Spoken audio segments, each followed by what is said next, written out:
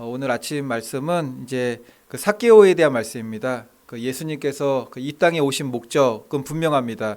나는 의인을 부르러 온 것이 아니요 죄인을 부르러 왔노라라고 말씀하셨고, 마가복음 2장 17절 말씀, 예수께서 들으시고 그들에게 이르시되 건강한 자에게는 의사가 쓸데없고 병든 자에게라야 쓸데 있느니라. 나는 의인을 부르러 온 것이 아니요 그 죄인을 부르러 왔노라 하시니라. 정말 예수님께서 의사가 되어 주셔서 영적으로 그리고 육적으로 병든 그 사람들 찾아와서 고쳐주셨고, 죄인을 불러 회개시켜 거듭난 자로 변화시켜 주셨습니다. 우리 주일날 함께 나눴던 말씀도 날 때부터 맹인된 자였잖아요. 날 때부터 맹인된 자, 아무것도 볼 수 없는데 그가 예수님을 찾아갈 수는 없었던 겁니다. 예수님께서 그를 찾아가셨고 그를 만나셨고 그의 눈을 뜨게 해주셨던 것입니다. 근데 그것이 모든 사람들에게 베푸시는 하나님의 구원의 은혜인 것입니다. 오늘 말씀에서는 예수님께서 삭개오를 찾아와 주셨습니다. 그 삭개오가 어떤 사람이었는가, 이제 그의 소개가 성경에 잘 나타나 있는데, 2절 보니까는 삭개오라 이름하는 자가 있으니 그 세리장이요 또한 부자라. 부가 어마어마한 사람이죠. 이제 세리장. 삭개오는 백성들로부터 세금을 이렇게 징수하는, 삭개오는 여리고 세리가 아니라 세리장입니다.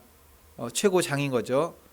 직업도 든든하고 돈도 많고 어떻게 보면은 부러울 것이 없는, 그럼에도 불구하고 삭개오가 예수님을 찾았던 이유는 무엇이겠습니까? 공허함입니다. 공허함. 세상으로도 채워지지 않는 공허함. 세상에서 준다고 할 수 있는 완전한 만족이라는 것이 있다고 말하지만 그건 세상 사람들의 쾌락을 추구할 때 주는 만족이고, 그 만족은 하나님 앞에서 아무것도 아닌 것이 되는 겁니다. 정말 세상으로만 만족해 하는 사람들은 예수님을 결코 찾을 수가 없죠. 배고픈 사람이 밥을 먹는 거잖아요. 배고픈 사람이 밥을 먹고 목마른 사람이 물을 찾는 겁니다. 예수님은 누가 찾는가 하면은, 세상의 만족이 이게 참 만족이 아니구나. 그들이 무엇이 참 만족인지는 알지를 못해요. 알지 못하지만 그때 예수님을 찾게 되는 거죠. 누가복음 12장에 나오는 대표적인 사람이 있습니다. 여러 해 쓸 물건을 쌓아두고 자기 막 배를 두들기면서 먹고 마시고 더 이상 막 창고를 지어도 쌓아둘 곳이 없었던 그 부자. 근데 성경은 그 부자를 일컬어서 어리석은 부자라고 나옵니다. 그 성경에서 가장 많은 세상적 만족을 누렸던 사람이 누가 있겠습니까? 그 솔로몬이죠. 솔로몬. 솔로몬. 뭐 성경에 나온 것만 해도 1000명의 아내죠. 그리고 역대하 이제 9장 4절 보면은 솔로몬을 찾아왔던 많은 사람들 가운데 스바 여왕이 그 솔로몬 이제 찾아와서 솔로몬을 보고 그 솔로몬의 왕궁을 보고서 이게 너무나 기가 차가지고 고백하는 내용이 나옵니다. 그의 상의 음식물과 그의 신하들의 좌석과 그 신하들이 도열한 것과 그들의 공복과 술 관원들과 그들의 공복과 여호와의 전에 올라가는 층계를 보고 정신이 황홀하여. 가난한 사람이 부잣집을 보고서 황홀한 게 아닙니다. 그 스바 여왕은 여왕이잖아요. 그 당시 최고의 자기 나라에서 가장 큰 부를 누리는 사람인데, 솔로몬의 왕궁을 보고서는, 그와 함께하고 있는 배경을 보고서는 황홀하여서 정신을 차릴 수가 없었다는 거죠. 그만큼 솔로몬의 왕궁의 그 찬란함이라는 것은, 계단을 보고서 정신이 황홀했대요. 계단을 얼마나 이게 잘 꾸며놔야 정신이 황홀할까요? 이게 우리도 야 좋다 그런 감탄 정도는 나오겠지만 황홀할 정도는 아닌 거잖아요. 근데 너무나 황홀했던 거죠. 막 다 금으로 도배를 한 겁니다. 보석으로 도배를 하고 이 세상에서 최고의 것으로 다 그렇게 한 거죠. 그리고 역대하 9장 13절 보면은 솔로몬의 세입금의 무게가 금 666달란트요. 세입금이면은 이제 국고로 저장되는 금입니다. 이게 나라의 창고로 저장되는 금인데 666달란트. 이 달란트를 무게로 치게 되면은 23톤이래요. 우리가 보통 이게 짐 같은 거 옮길 때 부르는 차가 1톤 트럭이잖아요. 1톤 트럭. 근데 1톤 트럭이 그게 금으로 치면은 23대나 있는 거죠. 23대. 어마어마한 금입니다.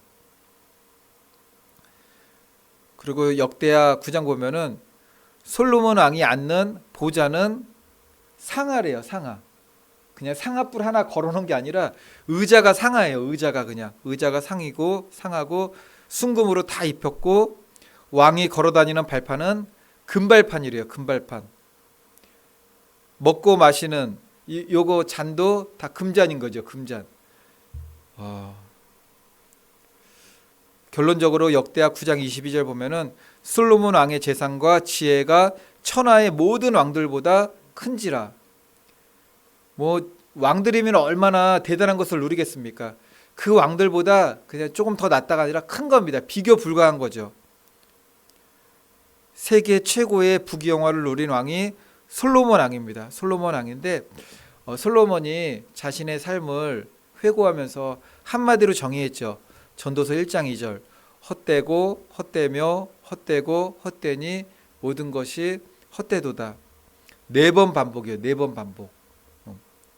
뭐 4번 반복. 뭐 여러 가지 의미가 둘 수가 있겠죠. 동, 서, 남, 북. 어디를 가도 세상 것은 다 헛되다. 뭐 그런 의미도 될 수가 있을 것이고, 오늘 본문의 삭개오가 주는 교훈도 예수님이 참 만족이시다. 예수님이 참 소망이시다. 예수님은 영원한 만족이다. 그러므로 예수 그리스도를 갈망하라라는 거죠. 이제 3절과 4절 말씀 보면은 그가 예수께서 어떠한 사람인가 하여 보고자 하되 키가 작고 사람이 많아 할 수 없어 앞으로 달려가서 보기 위하여 돌 무화과 나무에 올라가니 이는 예수께서 그리로 지나가시게 되미로라. 삭개오가 예수님을 보고자 했지만 키가 작고 예수님께 나아가려고 했지만 사람이 많고 그래서 볼 수가 없어서 이 때문에 무화과 나무에 이제 올라갔다고 했습니다. 나무에는 누가 올라가겠습니까? 이 세리장인데 직함도 있고 체면도 있는데, 호기심으로 올라가는 거는 어린아이들이 올라가겠지만 이 당시에 올라갈 수 있는 거는 간절함이죠. 간절함. 어떻게 그렇게 할 수가 있어? 간절하면 다 할 수가 있는 겁니다. 그런데 예수님을 둘러싸고 있는 수많은 사람들 가운데 예수님께서 한 사람을 지명하는데 오직 한 사람 삭개오의 이름을 부르면서 삭개오를 지명합니다. 그리고 너의 집에 유하여야겠다라고 하죠. 너의 집에 유하여야겠다. 5절 말씀 보니까는 예수께서 그곳에 이르사 쳐다보시고 이르시되 삭개오야 속히 내려오라.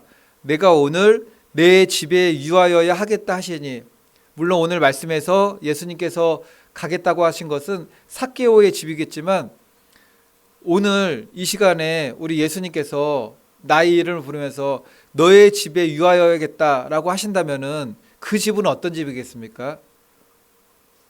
뭐 동네에 있는 저희 뭐 빌라겠습니까? 아파트겠습니까? 우리 가족이 살고 있는 집이겠습니까? 물론 가족 가운데 임하시는 주님으로도 의미할 수 있겠지만 내 안에 오신다라는 거죠. 내 안에. 예수님께서 삭개오를 쳐다보시고 말씀하셨지만 눈에 잘 띄어가지고 본 게 아니었죠. 예수님은 사람의 마음과 중심을 감찰하시는 분이십니다. 중심을 보시고 그 안에 그 집에 들어가신다고 한 겁니다.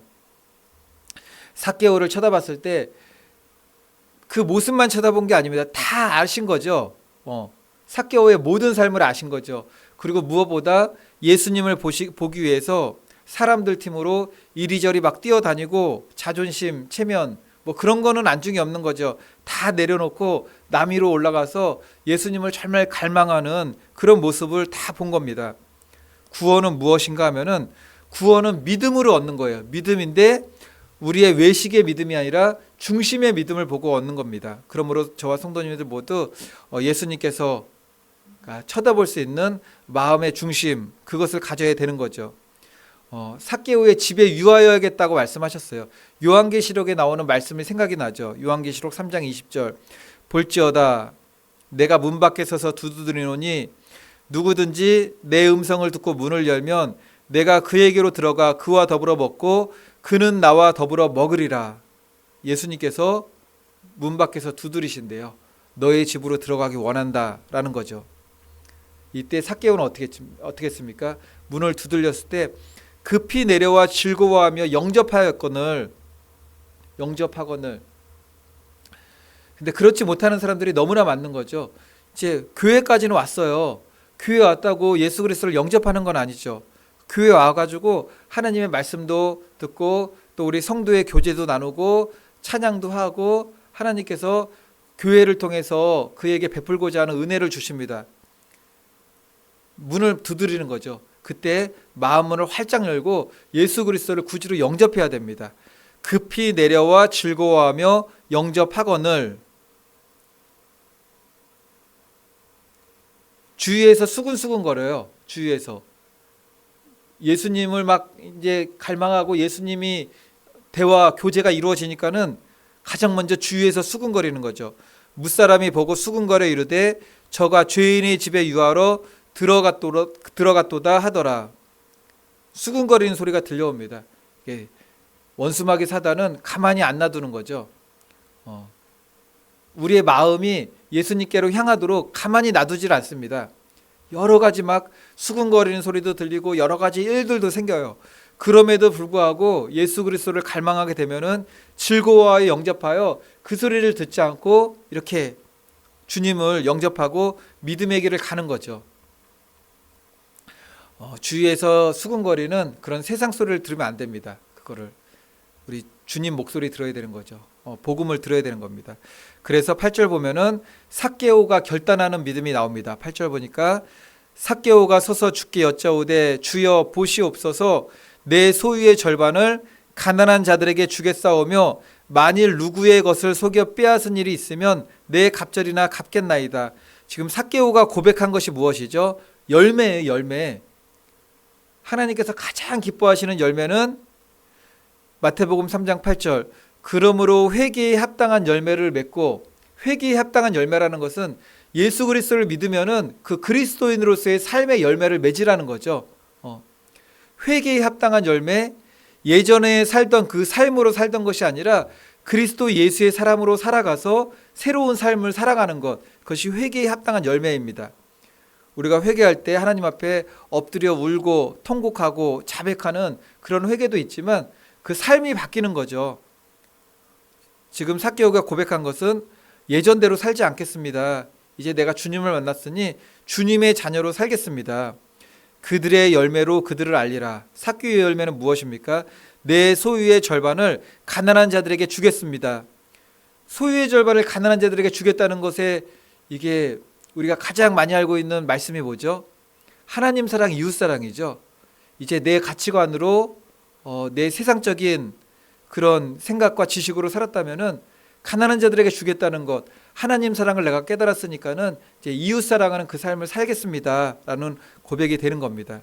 그래서 우리가 정말 하나님의 말씀을 알고 깨닫고 복음을 알게 되면은 정말 하나님의 사랑을 깨달았다면 우리의 삶의 모든 초점은 정말 이제는 그 사랑을 전파하고 실천하고 열매 맺는 이웃 사랑의 그 길로 나아가게 되는 겁니다.